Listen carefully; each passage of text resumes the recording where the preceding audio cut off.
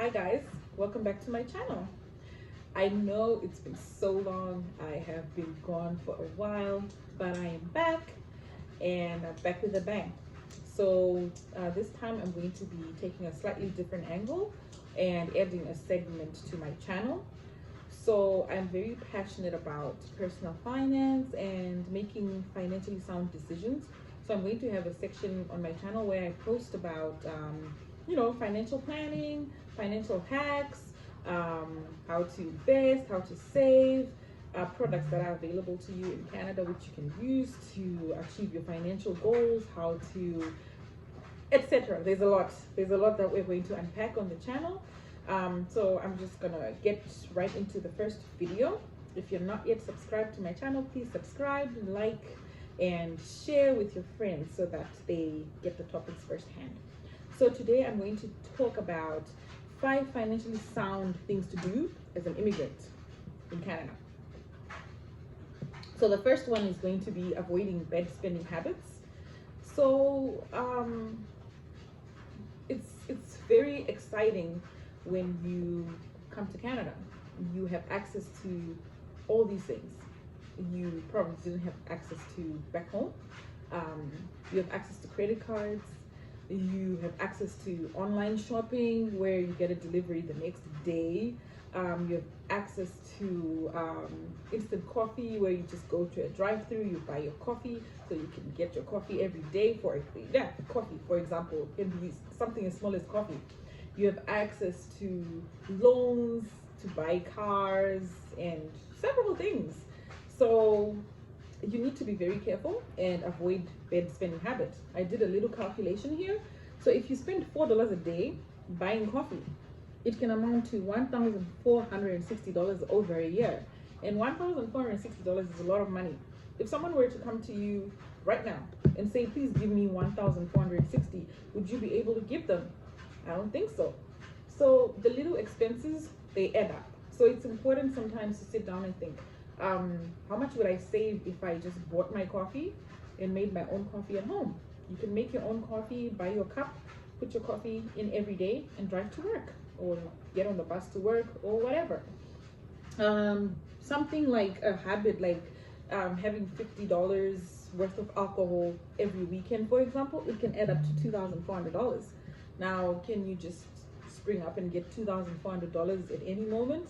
A lot of us can't. We can't do that. But this is the small expenses that you make every single week that are accumulating, and this is a lot. So imagine if you're someone who buys coffee every day and who spends $50 on alcohol every week, then every weekend, then you're spending like 2.4 plus 1,460 per year, which is money you could have saved or money you could have invested. So I think that everything should be in moderation. Spend wisely. Avoid getting into all these traps. There are some sites which offer you like, let's say you're buying, for example, a wig for $400. There are some companies which will offer you an option to pay for your wigs and whatnot, your products, in installments. You can be given 4 monthly installments. So they might break down the $200 into 50, 50, 50, 50. And now it seems more affordable. No, sorry. Okay, so they might break it down into 100, 100, 100, 100. So now you have to pay $100 every 2 weeks. So it now sounds like, okay, I can fork out the money. I can do this. But where they catch you is if you default, pay interest. So it's very important to be very careful with your spending habits. Number 2, you need to save for emergencies.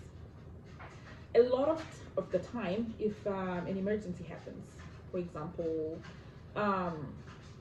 someone back home, perhaps they fall ill and they need money, and say the hospital bill is $500, half the time you won't be able to come up with this money because a lot of people are living paycheck to paycheck and they have no savings. So any emergency, you fall sick, you can't work, you can't earn money. Do you have money saved? Someone passes away back home, you need to buy a plane ticket. Do you have enough money saved for emergencies? You need to have some money saved for emergencies. How much you save depends on your plan.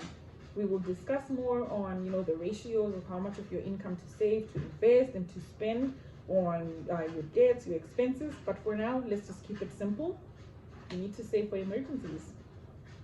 Even a little amount goes a long way if you accumulate it over, you know, a long period of time. So it's important for you to save for emergencies.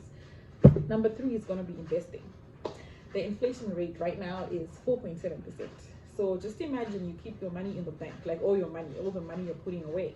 You put it in the bank where you're earning an interest rate which is below 1%. You're not keeping up with inflation, right? Which means that the money that you have today, it won't fetch much. It won't fetch as much as it's fetching today next year.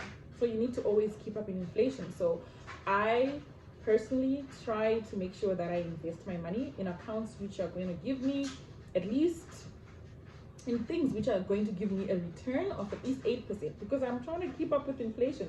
I don't want to just put my money in the bank and have it sitting there looking at it saying, oh, my money looks pretty, it's growing, but it's not really growing, right?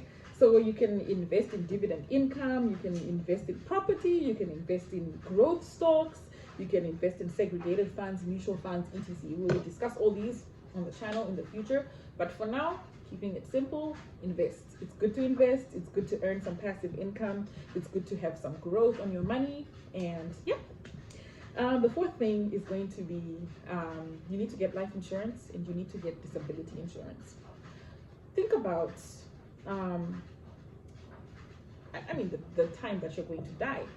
I mean, we all don't want to die. Nobody wants to die. Death is a sordid thing to think about, but it's inevitable. We are going to die. So if you die, what's going to happen? Do you have life insurance? Are you protected? Right? So say you have like a yearly income of $50,000. If you die and you've got dependents, you've got children, you've got a wife, a husband, parents, dependents, etc. Are they going to be protected? Are they going to receive the same level of care that they had when you were working? Say you're a breadwinner and you're taking care of the whole family here in Canada and back home in Zimbabwe. If you were to die today and you don't have life insurance, what is going to happen to your family? How are you going to get repatriated? Think about those things and think about life insurance. We will touch on that. I'm currently working on getting my government license at the moment so that I can start selling insurance and financial products, because I'm very passionate about those things. I'm very passionate about preparing for the future, planning. I mean, plan for your death, plan for what happens. Just picture this. You're dead, which is unfortunate, but your family's huddled and they're crying. It's probably a few weeks after you die, and then they discover that, you know what, this person left us a whopping $1 million in life insurance. You know, I mean, as much as they are crying, it's really gonna be something to smile about. Like, wow, thank you, you did this for us, you thought about us. I spoke up to a friend of mine who said, well, if I'm dead, I'm dead. I don't care what happens to me or what happens to people who remain, because I'm the one who's dead. Why should I think about other people? And I think that's him, but I think we must always think of others. It seems like a good thing to do, to think of others, what will happen when you die, helping others. You might not even have dependents, but you might have people you love or a charity you want to donate to. So just think about it. If you die, they get some money. So I think that would be nice. There's also disability insurance. There's actually all types of insurance, so many types of insurance. But for now, I'm going to touch on disability insurance. So imagine if something happens to you and you're now disabled, you can't work, you can't earn a living. Disability insurance ensures that you still get, you know, about the same level of income that you were earning. So that's something to really think about. A lot of people are not insured and they get into problems when they become disabled or when they die. Number 5, you need to choose the right credit card and the right interest rate. So credit cards. I'm from Zimbabwe, where we don't have credit cards, and I'm sure most of my viewers are going to be from Zimbabwe. You all know we don't have credit cards back home, and we pretty much live within our means. If you don't have the money, you're not buying anything. But here, they will give you credit. They will just give you a card and say, there you go, Tari, you've got $5,000, you can use this card, right?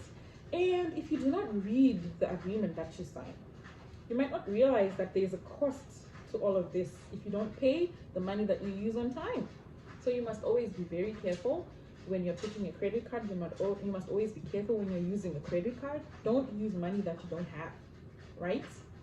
Once you get the credit card. But the first step is picking the right credit card.